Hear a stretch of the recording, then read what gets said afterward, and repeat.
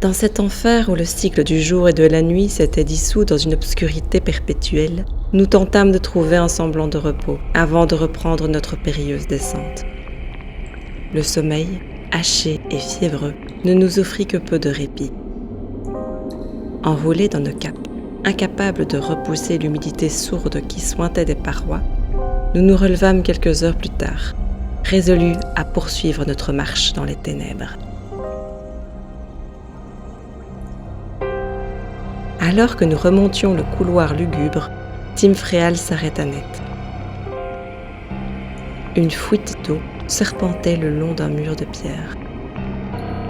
Elle jura que cette trace humide n'existait pas la veille. Intriguée, elle suivit le filet noirâtre jusqu'à sa source et découvrit une porte dérobée, dissimulée derrière une veine de mousse luisante.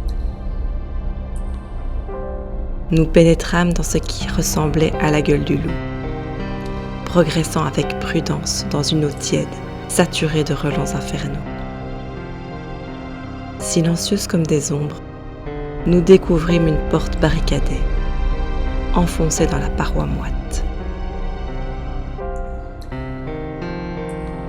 L'eau qui l'entourait était plus chaude encore, presque fiévreuse.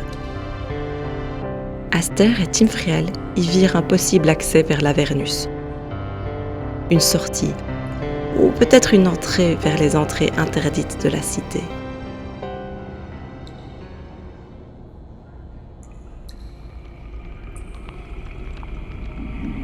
En progressant à pas feutrés dans cette pièce au relent d'occultisme, nous tombâmes sur le cadavre atrocement mutilé d'un soldat du Flaming Fist.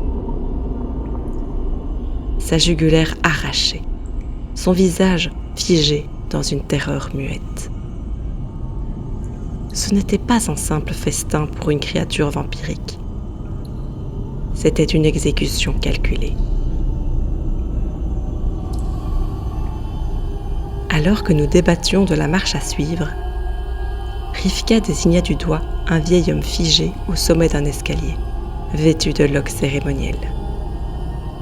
Un adepte de Mirkul, clairement, nous faisait signe, comme s'il nous attendait.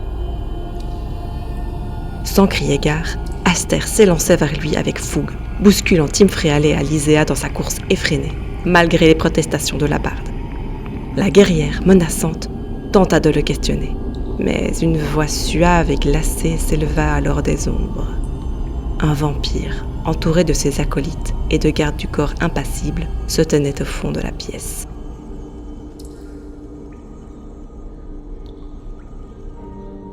Étrangement pacifique, notre hôte nous raconta son histoire, celle d'un vampire solitaire nommé Savenir, coupé des siens, et dont le territoire s'était réduit comme peau de chagrin depuis la chute d'Elturel.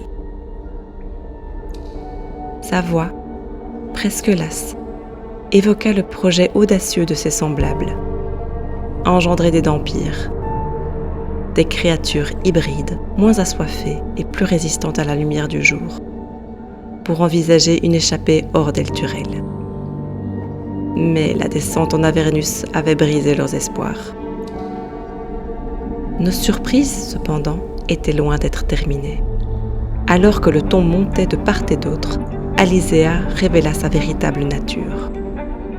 Tout en elle n'était qu'illusion, son apparence, son histoire, jusqu'à sa prétendue humanité.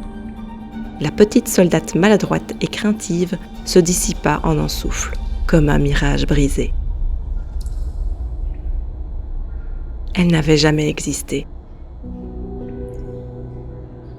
À sa place se tenait désormais Rise, une vampire aux traits assurés, arborant fièrement les couleurs des Hellriders. D'un ton calme mais déterminé, elle déclara avoir rejoint Savenir de son plein gré et tenta de nous rallier à sa cause. Pour appuyer ses mots, elle incanta une zone de vérité, espérant ainsi gagner notre confiance dans cette sinistre mascarade.